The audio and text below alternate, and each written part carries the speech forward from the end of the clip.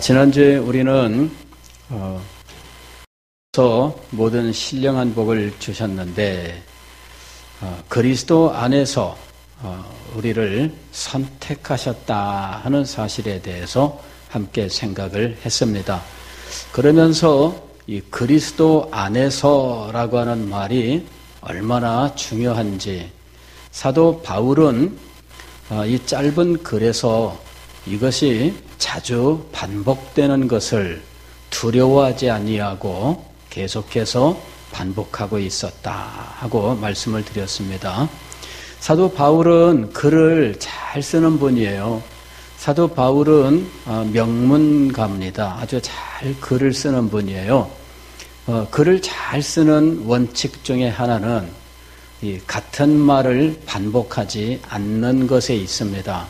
그래서 영어 사전에는 우리말 사전보다 훨씬 더 다양한 사전들이 발전해 있는데 그 중에 하나가 이 thesaurus라고 하는 사전이에요. thesaurus라고 하는 사전은 뭐냐면은 비슷한 말, 반대말들을 모아놓은 사전입니다. 그러니까 우리말도 왜 비슷하다, 유사하다, 닮았다 이런 그 말들은 다 같은 개념들을 가지고 있어요. 그런 말들을 쭉 모아놓은 거예요. 그래서 비슷한이라고 하는 단어를 찾으면 유사한, 닮은, 비슷한 이런 식으로 해서 계속 그 같은 계열의 단어들을 여러 개를 모아놨어요. 왜 그렇게 했느냐? 똑같은 말을 반복하지 않고 이 비슷한 말로 바꿔 쓰도록 하는 거죠. 그래서 영어에서 글 쓰는 사람들은 이 thesaurus를 가지고 수없이 사전을 뒤져가면서 어떻게 해서든지 같은 말을 안 쓰려고 그렇게 말을 계속 비슷한 말로 바꿔나가는 거예요. 그런데 사도 바울은 그런 원칙을 파괴하고 있어요.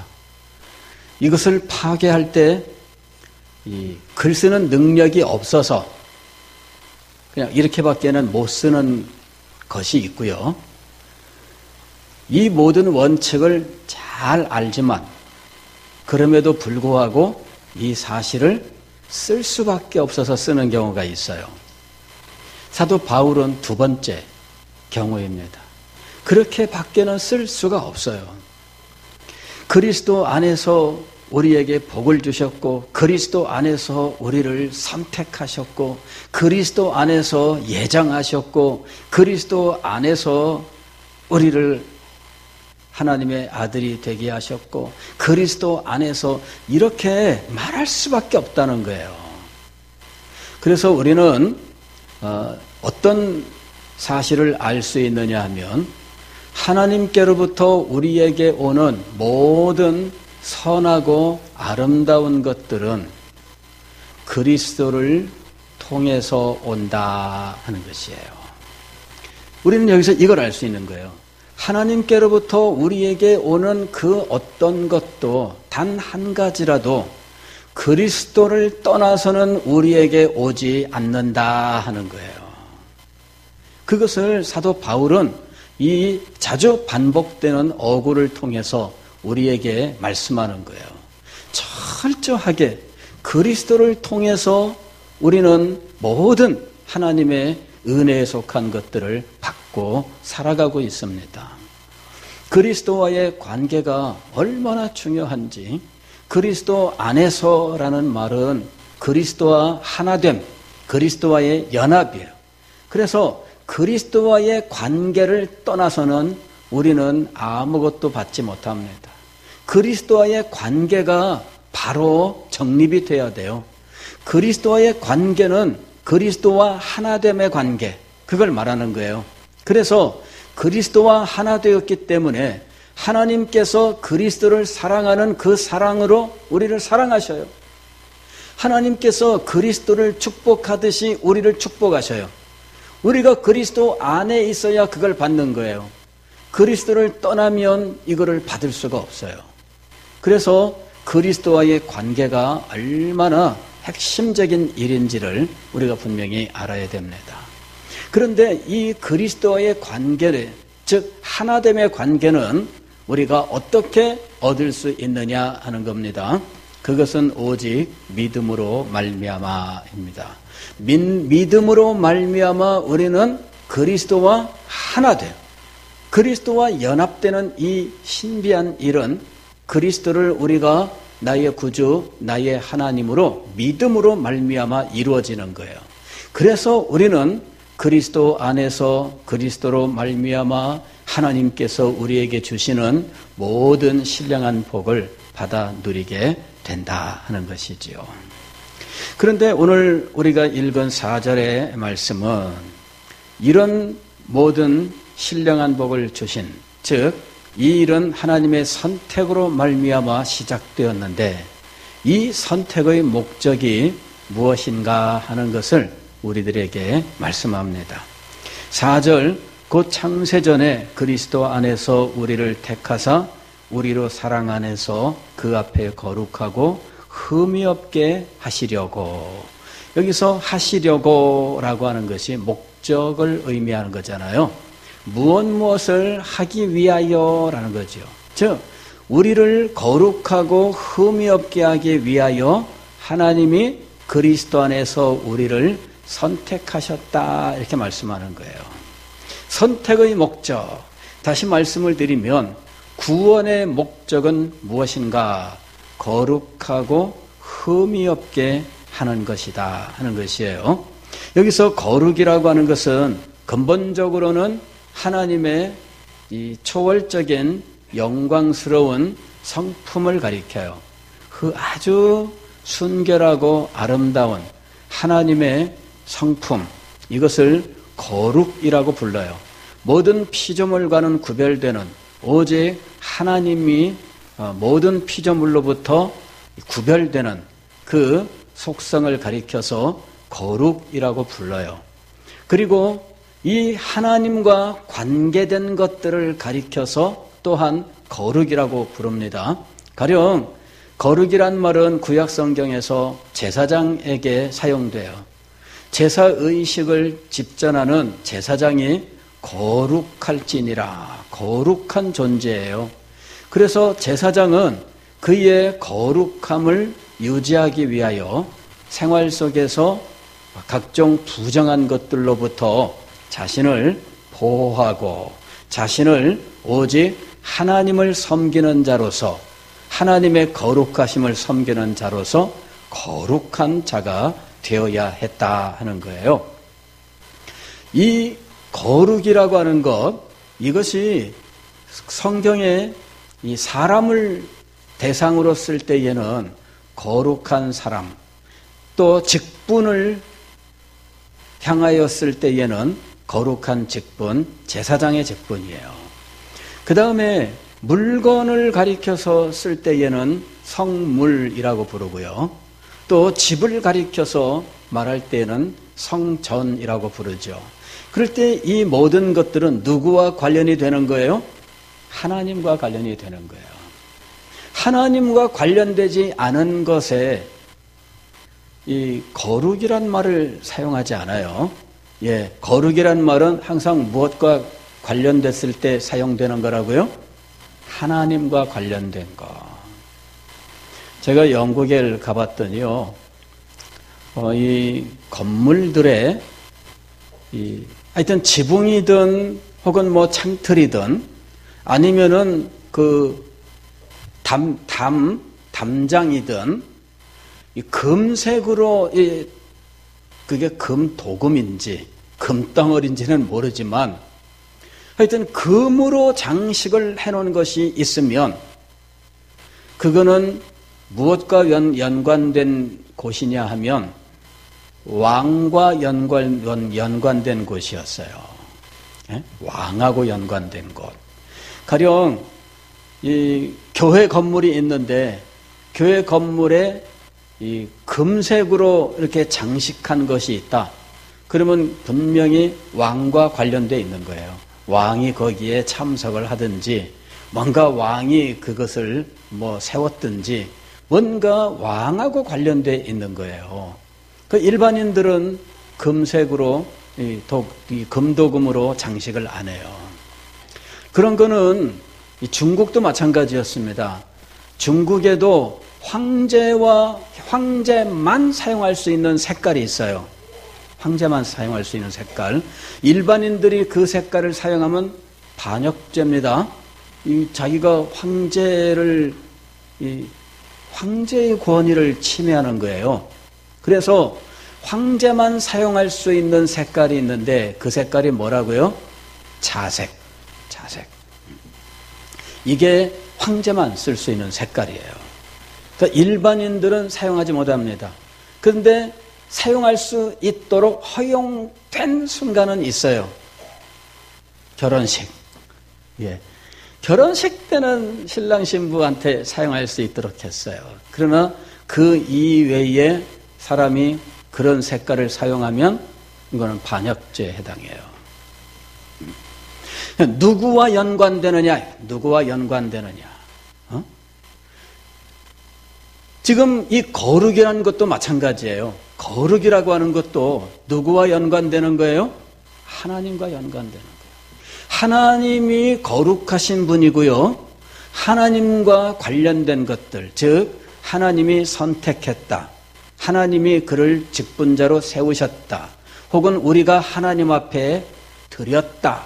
모두 이게 하나님과 연관된 것들이에요. 그럴 때 그런 것들을 거룩하다 이렇게 말을 하는 거예요. 자, 그 다음에 나오는 말은 흠이 없게라는 말입니다.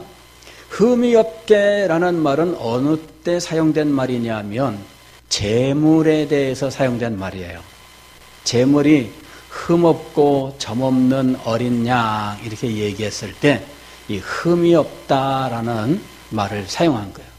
흠이 있다라는 건 뭐냐면은 이거는 상품 가치가 없을 때 흠이 있다라고 말하잖아요. 우리가 가령 이 과수원에서 과일을 출하를 한다. 그럴 때 흠 있는 것과 흠 없는 것이 있어요. 그러면 여러분이 판매를 위하여 내놓는 것들은 어떤 것들이에요? 흠이 없는 것들이죠. 이렇게 특별하게 구별된 것들, 이것을 내서 팔게 돼 있는 거예요. 근데 그 중에 흠이 있는 것이 들어갔다. 그럼 어떻게 될까요? 욕먹는 거죠. 이딴 걸 팔아. 이렇게 욕먹는 거예요.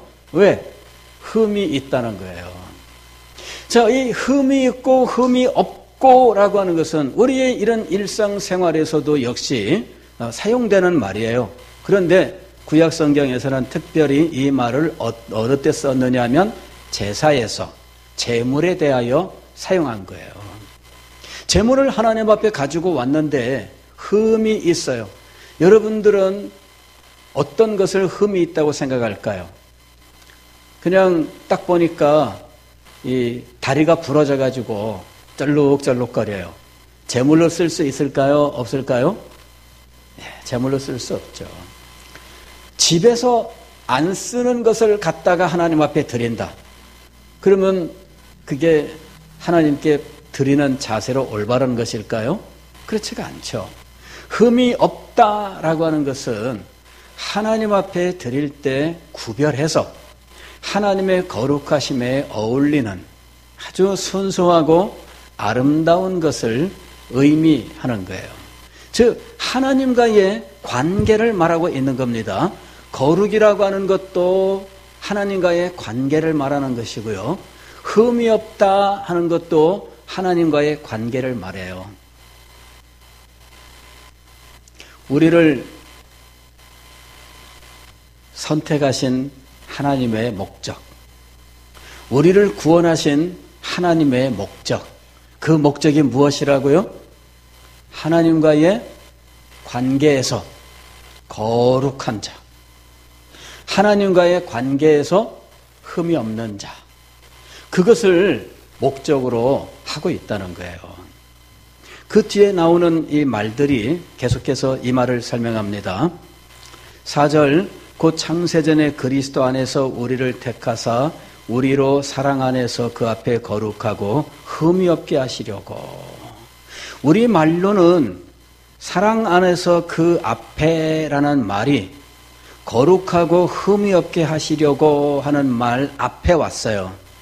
그럴 수밖에 없어요. 우리말로 번역하려면 우리말 순서를 따라야 되니까. 그런데 원문으로는 어떻게 되어 있느냐 하면 거룩하고 흠이 없게 하시려고 그 앞에 사랑 안에서 이 순서로 되어 있어요. 거룩하고 흠이 없게라는 것도 하나님과의 관계를 말씀하는 것입니다. 거룩이란 것은 하나님을 떠나서는 표현할 길이 없어요. 하나님 없이 거룩이란 말을 쓸 수가 없습니다. 거룩이란 말은 하나님이 계시기 때문에 하나님과의 관계에서 제사장도 거룩하고 하나님 앞에 드리는 성전도 거룩하고 하나님 앞에 드리는 제물도 거룩하고 하나님 앞에 드리는 모든 것들이 다 거룩하게 되는 거예요. 가령 이 구약의 절기를 지킬 때 첫날은 성일이니 이런 말이 등장합니다. 성일이니 우리 장로님 말하는 거 아닙니다. 예. 여기에 성일은 거룩한 날, 거룩한 날. 첫째 날은 성일로 지킬지니라, 마지막 날은 성일로 지킬지니라. 너희들이 그날은 모여서 성일로 지킬지니라. 이런 말들이 구약 성경에 자주 등장을 해요. 이럴 때 성일이란 말이 뭐예요? 거룩한 날이란 말입니다. 거룩한 날인데 왜 거룩한 날일까요? 주님과 관계된 날이에요. 주님께 바쳐진 날입니다. 주님께 바쳐진 날이기 때문에 성일이에요. 주님께 바쳐지지 아니하였으면 성일이 아니죠. 그래서 주님께 바쳐진 날이기 때문에 그 날은 성일이에요. 그 날은 하나님을 위하여 구별한 날이기 때문에 성일입니다. 그 날은 하나님을 위하여 우리가 사용해야 되는 날이기 때문에 성일입니다. 성일에는 우리를 위하여 쓰는 것이 아니에요. 성일은 우리를 위한 날이 아니에요. 그래서 성일로 구별된 날에는 우리를 위한 일들을 하지 않습니다. 내 삶을 위하여, 내 편안함을 위하여, 내 즐거움을 위하여 성일을 사용하는 것은 금지되어 있어요. 이거는 하나님을 위하여 사용해야 돼요. 그날은 하나님께 바쳐진 날이고 하나님을 예배하는 날이고 하나님의 뜻을 행하는 날이에요. 그것이 바로 성일입니다. 그 거룩이란 말은 하나님과의 관계, 하나님께 온전히 드려졌고 하나님 바로 그분의 것이 되었다는 것을 의미하는 거예요. 그리스도인을 성도라고 부르죠. 성도라는 말은 우리는 흔히 원입교인을 가리키는 말로 씁니다. 교회 왔는데 아직 집사님이 아닐 때, 그때 김준환 성도님 이렇게 성도란 말을 써요.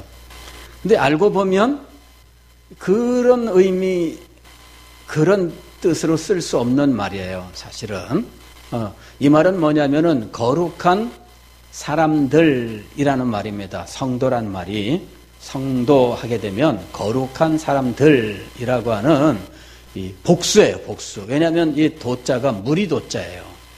거룩한 무리라는 말이거든요. 이거는 이 그리스도 안에서 구원받은 하나님의 사람들을 가리키는 말입니다. 성인이란 말이죠, 성인. 예. 그런데 이것을 이 용어가 잘못 사용되는 경우들이 참 많아요. 가톨릭 같은 경우에는 성인 제도가 있습니다. 그래서 일반 사람들은 성인이라고 안 불러요. 그거는 성경적으로 잘못된 겁니다. 특별한 어떤 종류의 사람들만을 성인으로 부르는 것은 비성경적이에요. 그리스도인들은 모두 성인이에요. 왜? 하나님을 위하여 구별된 존재들이거든요. 이것이 하나님이 우리를 선택하신 목적이에요. 우리를 성인이 되게 하시는 것, 우리를 거룩한 자가 되게 하시는 것, 그리하여 오로지 하나님과의 관계 속에서 하나님의 것으로 살아가게 하기 위해서 하나님이 우리를 선택하시고 우리를 구원하신 거예요. 거룩이라고 하는 이 말의 의미를 우리가 잘 알아야 됩니다. 그런데 사도는 거룩이라고 하는 말이 가지고 있는 그 본래의 의미에다가 또다시 덧붙여요. 마치 사족처럼. 그게 뭐냐면은 그 앞에라는 말이에요. 그 앞에. 그 앞에. 누구 앞에? 하나님 앞에. 하나님 앞에 거룩하고 흠이 없게 하시려고. 즉 거룩하고 흠이 없게라는 말 그 자체를 가지고도 하나님과의 관계를 의미하는데 그 앞에다가 또 무엇을 붙여놨어요? 그 앞에라는 말을 붙여놓은 거예요. 그래서 이 말이 하나님과의 관계를 나타내는 말이다라고 하는 것을 더욱더 분명하게 강조하고 있다고 하는 거예요. 우리들의 구원의 목적이 무엇일까? 우리들은 이렇게 생각을 해요. 우리들이 구원을 받으면 우리는 행복하고요. 우리는 참 축복을 받고요. 그래서 우리는 정말 마음속에 기쁨이 넘치고요. 순전히 무엇으로 표현하느냐 하면은 우리를 중심으로 표현하고 있다는 거죠. 물론 우리에게 그런 일들이 일어나는 건 사실이에요. 그러나 사도는 이 구원을 표현할 때 우리에게 일어나는 감정의 변화, 우리에게 일어난 감정의 만족, 우리에게 일어난 감정의 어떤 그 즐거움과 기쁨, 이런 것으로 구원을 표현하고 있지 않다는 거예요. 사도는 이것을 하나님과의 관계로 표현하고 있다는 겁니다. 하나님과의 관계. 애초에 구원이 필요한 이유가 무엇일까요? 애초에 구원이 필요한 이유는 하나님과의 관계가 잘못되었기 때문이에요. 우리가 생명을 잃어버린 이유는 무엇일까요? 하나님과의 관계가 깨어졌기 때문이에요. 우리가 왜 타락하고 범죄하여 추한 존재가 되었을까요? 그것은 하나님과의 관계가 깨어졌기 때문이에요. 애초에 이 구원이라고 하는 것은 하나님과의 관계를 회복하는 것을 의미하는 겁니다. 하나님과의 관계가 깨어졌기 때문에 우리에게 모든 비극이 왔습니다. 그러므로 비극을 없애는 것이 아니라 하나님과의 관계를 회복하는 것이 먼저입니다. 하나님과의 관계가 회복되면 나머지는 다 따라오는 거예요. 그래서 사도는 우리의 구원을 표현하되 우리가 받고 우리가 누리고 우리가 느끼는 것을 중심으로 표현하지 않아요. 이 차이를 우리가 잘 알아야 됩니다. 이 차이를 잘 알아야 돼요. 우리가 받고 우리가 누리고 우리가 느끼는 것을 중심으로 구원을 표현하는 것과 하나님과의 관계로 이 구원을 표현하는 것은 이후에 그 사람의 신앙생활의 모습을 바꾸어는 전혀 다른 방향으로 가게 해요. 구원을 우리가 받는 것, 누리는 것, 느낌으로 이해를 하게 되면 자기가 누리지 못하고 받지 못하고 또 자기의 감정의 느낌 중심으로 이 구원을 판단한다는 것이죠. 난 요새 왜 이렇게 우울해? 그러면은 하나님의 구원의 은혜는 어딘 갔는지 사라져버리고 마는 거예요. 자기를 중심으로 구원을 생각하면 늘 자기의 생활 속에 다양한 일들로 경험하는 어떤 결핍이라든지 부족이라든지 아니면은 어떤 이 감정의 어떤 이 상함이라든지 이런 것들로 말미암아 하나님께 받은 이 구원의 그 감격들을 우리는 누리지 못할 수가 있다는 거예요. 대부분의 분들이 그런 상황이에요. 왜 나는 이것도 없을까? 왜 나는 이것도 안 될까? 왜 나는 이렇게 맨날 우울할까? 왜 나한테는 기쁜 일이 안 생길까? 이런 식으로 생각하는 거죠. 그래서 하나님의 구원의 은혜를 생각할 여지가 없어요. 구원을 하나님과의 관계로 파악할 줄 알아야 돼요. 그러면 다른 것들은 따라온다라고 하는 사실을 알아야 돼요. 모든 하늘에 속한 모든 신령한 복을 주셨는데 저도 과거에 이 성경을 놓고 하나님 앞에 기도를 드렸어요. 주님, 하늘에 속한 모든 신령한 복을 주셨다고 말씀하셨습니다. 하셨으니 제가 이 복이 어디 있는지 찾아보겠습니다.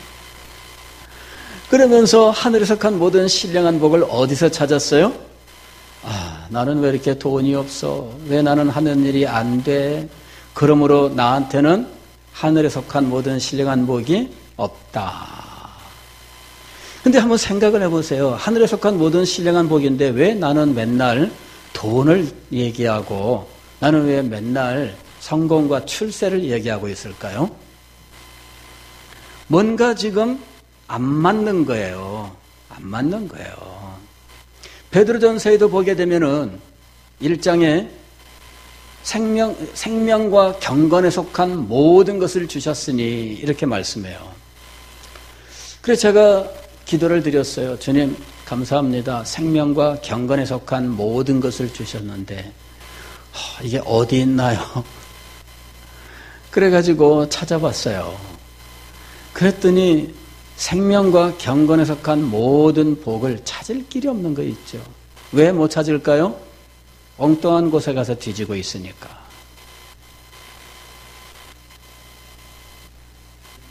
자, 우리는 철저하게 마태복음 6장 33절의 말씀을 기억을 해야 돼요.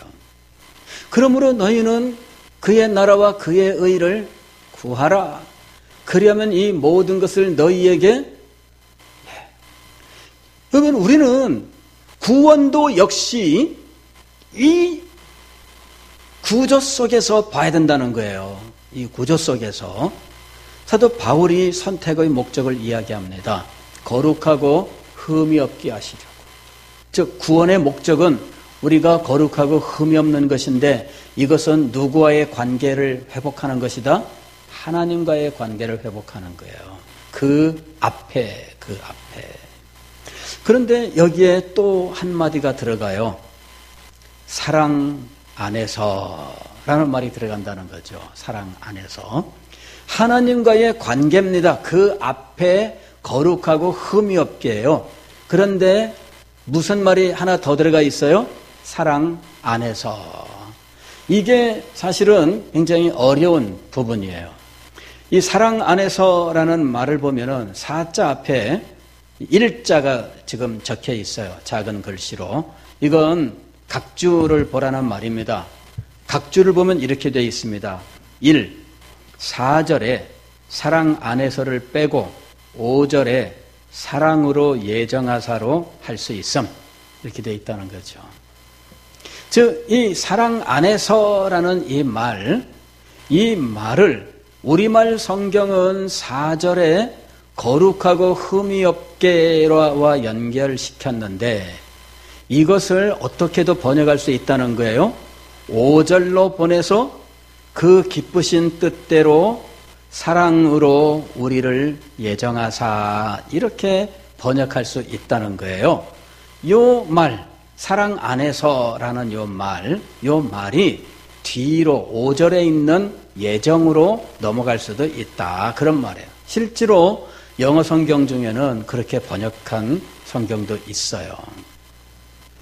그런데 우리말 성경이나 혹은 킹 제임스 버전 영어 성경이나 이 사랑 안에서를 거룩하고 흠이 없게 하시려고와 연결시켰어요. 그럴 때 이 사랑 안에서를 거룩하고 흠이 없게에다가 연결시키느냐 아니면 그 앞에 무엇에다가 연결시키느냐에 따라서 의미가 달라져요. 자, 이 사랑 안에서라고 하는 말은 부사인데, 부사는 동사나 형용사나 다른 부사를 수식하는 기능을 가지고 있어요. 그래서 거룩하고 흠이 없게 하시려고 라고 하는 이 동사에다가 사랑 안에서라는 말을 붙여서 사랑으로 거룩하게 하시려고, 이렇게 하나님이 우리를 사랑하셔서 거룩하게 하시려고 라는 의미로 해석할 수도 있고, 이 말을 그 앞에라고 하는 말을 수식하는 걸로 쓴다면 사랑으로 하나님 앞에 이렇게 되는 거예요. 사랑으로 하나님 앞에. 즉 거룩하고 흠이 없는 이 하나님과의 관계를 어떻게 사랑으로 하나님과의 관계를 거룩하고 흠이 없게 맺어라 하는 의미로 쓸 수 있다는 거죠. 그래서 이 부분은 주석학자들에 따라서 아주 다양하게 이런 여러 가지 해석들이 있어요. 세 가지로 제가 말씀을 드렸습니다. 하나는 5절로 보내서 예정에 갖다 붙이는 것. 나머지 두 개는 그 앞에, 즉 하나님과의 관계에서 우리는 언제나 사랑을 가지고 하나님 앞에 나가야 된다라고 하는 의미. 다른 하나는 하나님이 우리를 거룩하고 흠이 없게 하시는데 우리를 사랑하셔서 그렇게 하셨다. 이렇게 하나님이 우리를 사랑하셨다 하는 의미 하나, 우리가 하나님을 사랑하면서 거룩하고 흠이 없는 자가 되어야 한다. 이것이 두 번째. 세 번째로는 5절로 보내서 사랑으로 예정하사. 무엇이 맞습니까? 누가 맞는지는 모릅니다. 누가 맞는지 모릅니다. 이게 결론이에요. 다만 사랑 안에서라고 하는 말을 그 앞에라는 말과 바로 연달아 나오는 말인데, 이 말을 그 앞에라는 말과 연결하면 우리가 거룩한 자가 되되 하나님께 대하여 항상 사랑의 마음으로 거룩한 자가 되어야 한다는 거예요. 이게 왜 중요하냐면요, 사랑이 없으면 행하는 모든 일이 율법에 대한 두려움이에요. 율법에 대한 두려움. 가령 이런 거예요. 이 엄마가 이제 밖에 나갔다 들어올 시간이 됐습니다. 그러면 아이는 엄마 올 시간 됐는데 뭐뭐 하라고 하셨지? 이러면서 엄마가 나가기 전에 뭐뭐 이렇게 해놔라 하고서는 엄마 올 때까지 이거 해놔야 된다 하고 나간 거를 기억하고 그거를 하려고 해요. 그런데 그것을 하려고 하는 아이의 마음속에 엄마가 와서 또 잔소리에 또 뭐라고 혼내고 이래가지고 그것 때문에 억지로 하는 거야. 이거 엄마 와서 또 혼내고 뭐라고 엄마들 밖에 나갔다 와서 애한테 혼내지 마세요. 예.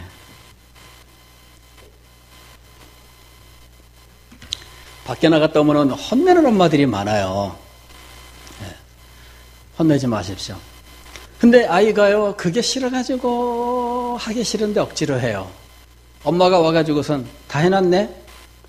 하기는 다 했어요. 근데 아이의 마음속에 기쁨이 있나요? 아이의 마음속에 사랑이 있나요? 없어요. 하기는 다 했는데 아이의 마음속에 사랑은 없고 기쁨은 없어요. 그게 율법적 순종이라고 부르는 거예요. 근데 여기 사랑 안에서라는 말을 하나님 앞에라는 말과 연결해서 본다면 거룩하고 흠이 없게라고 하는 것을 기쁨으로 행하는 거예요. 사랑 때문에. 엄마가 해놓고 너 꼭 이거 올 때까지 해놔라. 그러는데 아이가 네. 그리고서는 기뻐가지고 막 합니다. 콧노래 부르면서 랄랄랄랄랄라 이러면서 다 해놨습니다. 끝. 어디 뭐 할 거 더 없나? 그러면서 아이가 이마에 땀을 착 닦아가면서 하면서 뭐 할 거 더 없어? 이러는 거예요. 이건 뭐예요? 이게 바로 사랑 안에서예요. 사랑 안에서. 엄마가 와서 딱 보고 나서 다 해놨네 그랬어요. 그럴 때 율법적으로 한 친구는 마음속으로 어떻게 할까요? 휴, 다행이다. 이렇게 오늘도 무사히 그렇게 되는 거죠. 그런데 사랑 안에서 기쁨으로 행한 친구는 다 해놨네 하는 말을 듣는 순간 그 마음속에 무엇이 넘쳐요? 기쁨이 넘쳐요. 다 했구나. 여러분 오늘도 무사히 하는 말과 그런 그 마음과 정말 기쁨이 넘쳐나는 이 마음, 그 두 마음의 차이를 아시겠어요? 우리가 하나님께서 주신 계명에 순종하여 성결이라고 하는 외적인 모습을 우리가 이룰 수는 있어요. 그러나 외적으로 성결을 이루는 것으로 끝나서는 안 되죠.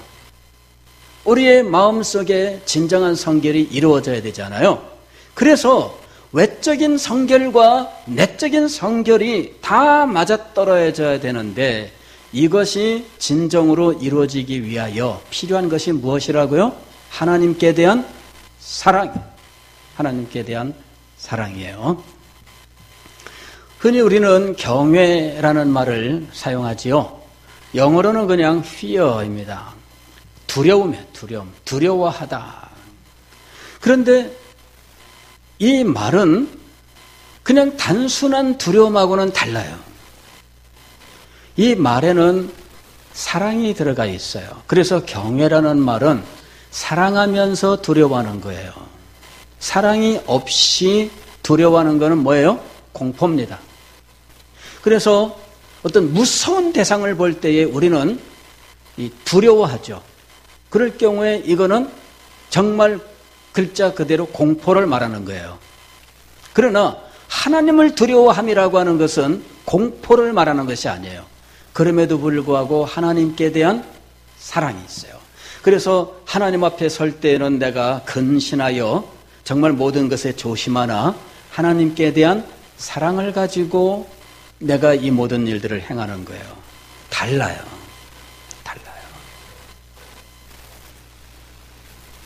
하나님은 우리를 거룩하고 흠이 없게 하시기 위하여 우리를 그리스도 안에서 창세전에 선택하셨어요. 그런데 우리는 그 거룩함을 이루기 위하여 하나님 앞에 사랑으로, 이것이 우리에게 꼭 필요한 거예요.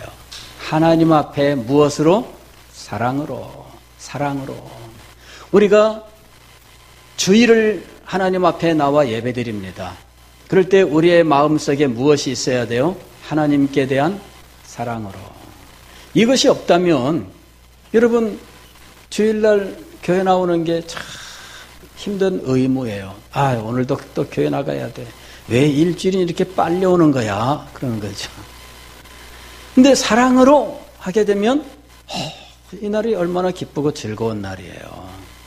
자, 우리가 교회 와서 여러 가지 봉사를 합니다. 사랑으로 봉사하는 사람과 그냥 체면 때문에 봉사하는 사람은 달라요. 체면 때문에 봉사하는 사람은 다 힘들어요. 이거 나한테 왜 이런 일들이 많이 오는 거야. 하여튼 일이라도 하나가 더 생기면은 짜증이 나는 거죠. 왜 자기들은 못해? 왜 나한테 다 맡기는 거야? 왜 나한테 다 오는 거지? 이렇게. 그런데 사랑으로 이 일을 하는 사람은 너무 기쁘고 즐거워요. 나한테 섬길 기회가 또 왔다. 여러분, 우리는 이 하나님께 나아갈 때 이 거룩과 흠이 없게라고 하는 것은 그 말만 놓고 보면 굉장히 딱딱하고 어렵고 두렵고 이런 느낌이 들어요. 그런데 거기에 무엇이 덧붙여지고 있다고요? 사랑으로라는 말이 덧붙여 있어요.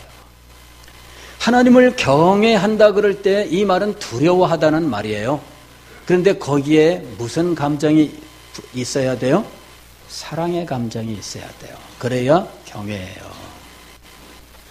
우리는 이 사랑으로라고 하는 것이 우리의 마음속에 그리스도인으로서 행하는 모든 일에 다 있어야 한다는 사실을 알아야 됩니다. 사랑으로. 오늘 여러분들 이걸 기억하십시오. 여러분이 사랑을 상실하면 여러분이 행하는 모든 일들 속에서 기쁨이 없으며 하나님의 은혜의 역사가 사라지고 말 거예요. 사랑이 있어야 돼요. 여러분이 주일학교 교사로 섬기고 계십니까? 그때 여러분의 마음속에 하나님을 사랑함으로 이 사랑이 있어야 돼요. 찬양대원으로 여러분이 섬기고 있습니까? 여러분의 마음속에 무엇이 있어야 돼요? 사랑으로. 주방봉사를 하고 계십니까? 그렇다면 여러분의 마음속에 사랑으로. 여러분이 교회에서 어떤 직분을 받으셨습니까? 그때 여러분의 마음속에는 무엇이 있어야 돼요? 사랑이 있어요. 이것이 사라지면 다 무거운 짐이 돼요. 사랑이 아니면 이 모든 일들을 감당할 수 없어요. 그래서 오늘 우리가 이 말을 꼭 기억하셔야 돼요. 사랑 안에서 하나님이 우리를 거룩하게 하시는데 우리는 하나님의 그 거룩하게 하심 앞에 무슨 마음으로? 사랑의 마음으로. 모든 일에 사랑을 더하는 우리들. 그리하여 모든 일에서 기쁨과 즐거움, 하나님의 축복을 받는 여러분이 되시기를 주의 이름으로 축원합니다.